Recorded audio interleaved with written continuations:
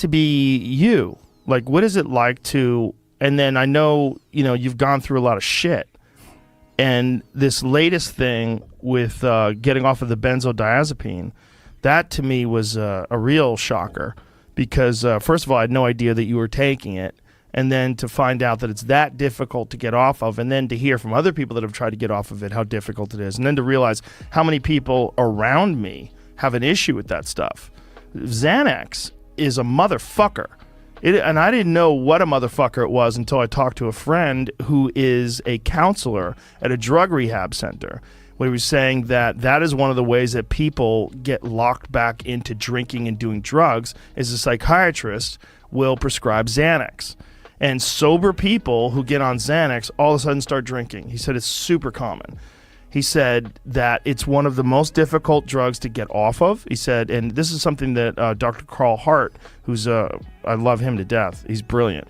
He speaks so openly and honestly about drugs, and you know, the guy's a professor at Columbia.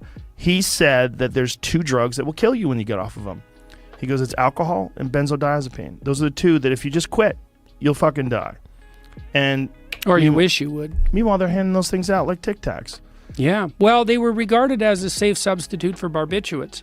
And you could easily overdose on barbiturates, especially with alcohol. Well, when did they know? When was it in the literature, the difficulty of detoxing yourself from these? Very recently. Really? Yeah. Jesus Christ. And when did they start being handed out? 20 years ago. Fuck. More. So what happened? People just stayed on them? Often. I have one good friend that takes it every day and takes it oftentimes with alcohol, which I know you're absolutely not supposed to do. There's not a damn thing I can do about it.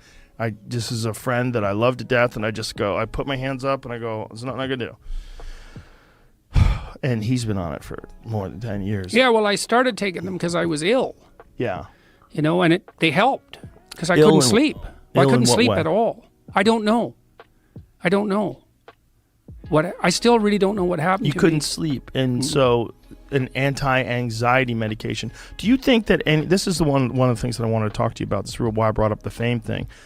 How much of the pressure of being attacked by all these different people and having these people write these horrible articles about you, and I know you read that stuff, which is different from me. I don't read stuff about me, and I think that's helped me tremendously. And that, like, my gauge of how I deal with people is, like I said, Tucker Carlson doesn't read things about him either. You can tell. You can tell by the way he communicates. He seems free. You know, there's a burden that people carry around when they read things about themselves. Like Eric Weinstein has that burden sometimes. You know, when people read... Yeah, well, part of the reason...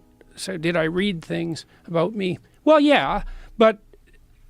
That wasn't what was stressful exactly, although it was. What was stressful of things. When I first I've had a history of depression, and that runs in my family, and that's probably stems back for me right to the time when I was a kid. And I think when I really got sick in 2016, it was partly a manifestation of that. But at the time, my job was threatened, like actually. Right. Yeah. And my clinical practice was threatened. And the Canadian Revenue Agency was after me all at the same time. And they were after me because of a mistake they had made, which they admitted 3 months later. And the college was after me because of a vindictive client who came after me with a pack of lies, but because they were so... And basically I emerged from that unscathed, but that was by no means obvious that was going to be the case. I was accused of sexual misconduct. And the evidence? When I was dealing with this client, I would turn my wedding ring around. You'd spin it? Well, I play with it. Right. And that was sexual misconduct? Yeah, well, to her it was a signal of some dark underlying desire that that was polluting our therapeutic relationship. I've been doing that with you the whole conversation. Yeah. I have this silicone wedding ring. Yeah, well, I'm going to report. I'd report you if you had in there.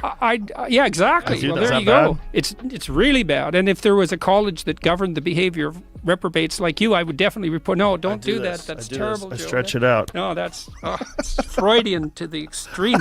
Although I don't know what turning it means. How could stretching a silicone wedding band be Freudian? Well, you're putting your finger in the little hole. Rubber. Making, Fuck kind kind of Yeah, vaginas well, you're dealing with. Rubber is, that's got.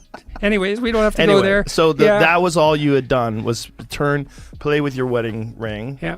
Yeah, and that. And I really helped her a lot. Like, Well, so unfortunately, when you're dealing with people that are extremely troubled, oftentimes they look for external reasons why they're troubled, and they find oppressors. well, and she they was also find- angry with me because when all this blew up around me, it interfered with my clinical practice, and she had come to rely on our weekly meetings. Oh, and and you so had to she disrupt them. she was angry about being abandoned, and it was really sad because I didn't want to abandon my clients, but I had to stop my clinical practice, which was also very upsetting to me because I had like 20 clients and I knew Right. these people, man. Like they were, Right. I knew these people. Yeah. I'd followed them through thick and thin.